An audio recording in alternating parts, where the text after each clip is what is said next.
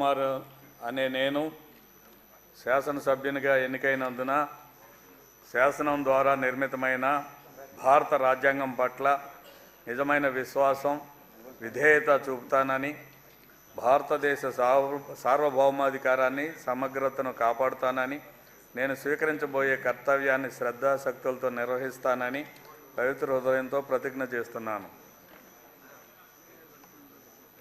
ఆంధ్రప్రదేశ్ శాసనసభ సభ్యుడినైన తెనాలి శ్రావణ్ కుమార్ అనే నేను సభ నియమాలకు కట్టుబడి ఉంటానని, వాటిని అనుసరిస్తానని, సభ మర్యాదలను పాటిస్తానని, సాంప్రదాయాలను గౌరవిస్తానని పవిత్ర హృదయంతో ప్రతిజ్ఞ చేస్తున్నాను.